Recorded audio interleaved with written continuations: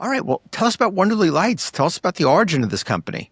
Sure. Wonderly Lights, fourth brand in the Buzz franchise brands portfolio. So pretty excited about it. It's in its third year. Will be our third year anniversary this coming summer here in a couple of months. We're in the outdoor premium lighting space, and it's a brand we started with a very deliberate entry into kind of the holiday light market. So kind of you think about this brand, its maturity or maturation, maybe a better way of saying that, in two phases. We went after a very niche market initially with about, and grew that to about 25 franchise owners focused on the holiday light space. So very condensed season, very conducive to kind of existing entrepreneurs looking for kind of a bolt-on business, typically in the home services space. And now late last year and really in this first quarter, accelerating into what we're kind of calling phase 2 or V2 version 2, which is expanding to the full service outdoor lighting. So now you're talking permanent lighting, architectural lighting, landscape lighting, things of that nature, which there's a huge demand for. It has a lot of attributes both for businesses and for homes. And so really excited to be growing this brand. Yeah, sure. Well, this is a huge advantage for franchise owners that are no longer just in the seasonal, the holiday light mode, that they have a business they can really have, access to growing year round. Absolutely. Yeah, it opens up the aperture for us to bring on new owners, people who want to be in this business year round. We're still very welcoming and open to people who are really looking for kind of a niche business or maybe to dabble in the entrepreneurial thing 3 to 4 months a year. But our goal is to grow this or to blow this out as a full service year round business. What would you say are some of the most common bolt-on businesses to a Wonderly Lights franchise? Good question. So, think about seasonal businesses that maybe they see a big dip in the October to January timeframe. So that could be painting businesses, that could be pest control businesses, that could be landscape and lawn care businesses, roofing companies. So a lot of businesses that, they might have the infrastructure, it might be a warehouse, vehicles, field technicians, even office staff, and they're trying to figure out what to do with them in the off season. And so that gives us that opportunity. And I think that's been a successful incubation strategy for us. But now we're definitely looking to go full service, go full market, if you will. Another one would be pool cleaning. And I say that very deliberately because we also have a pool cleaning business. So there was some interest there on the Buzz side. So yeah, but that would be an example of seasonal businesses that might be looking to get into something in the holiday season. Okay. Now, when I think of a platform business like a Buzz franchise brands, I typically think that these platforms usually find a great founder of an emerging company, and they say, "Oh, this is a fantastic business to add to our portfolio," and maybe they've already franchised, or maybe they're franchising them. But with Wonderly, you mentioned incubation, and I had not heard this before, where you guys started this from the.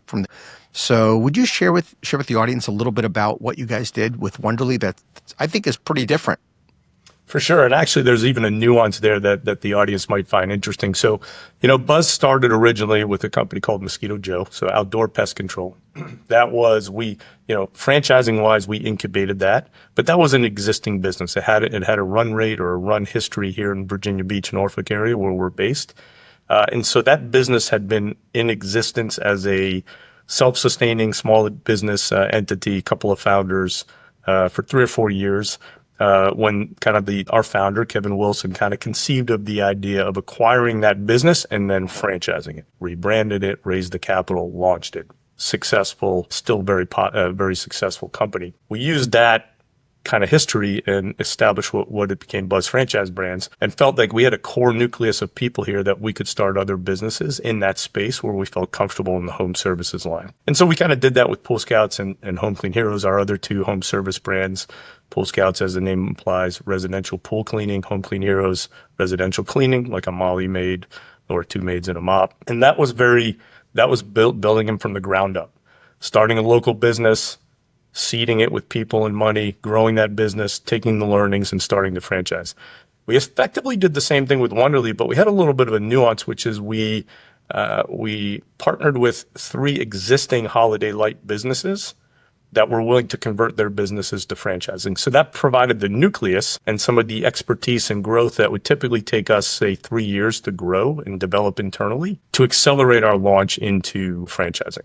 So we took those individuals, their successful businesses, built kind of the operating model around them and around their experience, and then brought it to market in basically in the span of 6 months, went from, 0 to 15 franchise owners. And then last year, in the last year and a half, we've added another 10 owners. So now, as we make this pivot to V2, we're at 25 owners, 15 states, across 15 states, and largely in the eastern half of the U.S., and about 40 open locations. So pretty exciting. Wow. Yeah. Well, first of all, I think you pulled off two big challenges. Number one, incubating something from nothing.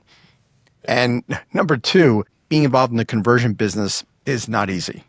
Yes, definitely some challenges there, but good partners. They're engaged both as franchise owners in growing their own businesses, but also in providing kind of some of the technical know-how and operational support to our franchisees, in addition to helping us build the nucleus of a team here in Virginia Beach.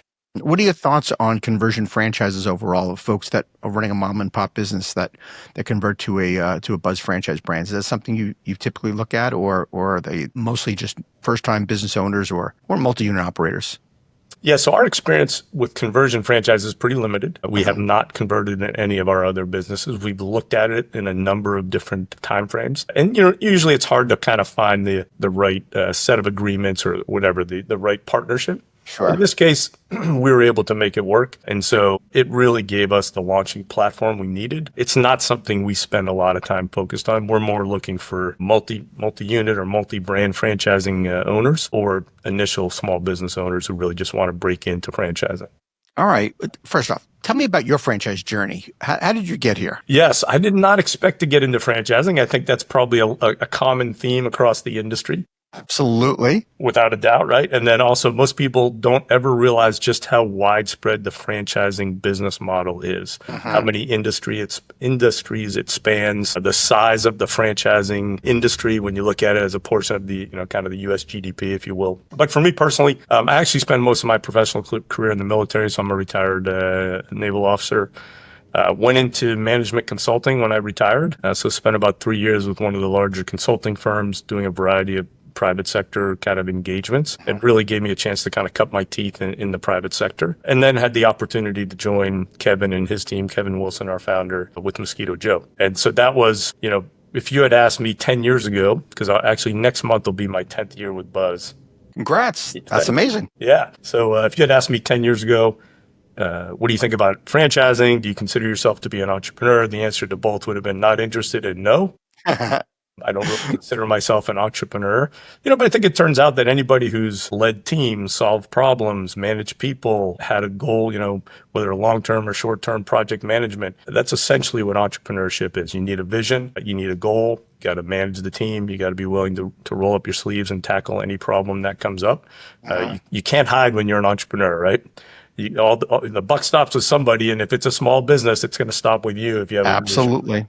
And so, I found ultimately that a lot of what I had done in the military, as far as managing people, leading people, managing projects, and then my, 3 years in consulting gave me kind of the private sector, foundation, if you will, and it's been very transferable. And so I get excited in franchising because when I joined Mosquito Joe, then Buzz, we were 10 or 12 people. We're now 75 people here in the corporate office. One brand, we're now 4 brands, and we're looking to grow those brands, maybe eventually add another brand, although that's not the focus here in 2025. But it's been an exciting journey, and it's hard to believe it's almost 10 years. Yeah, wow. Well, I mean, you were cut out for franchising with that background. Obviously, leadership, teamwork, systems and processes, all of that lends itself perfectly for franchising.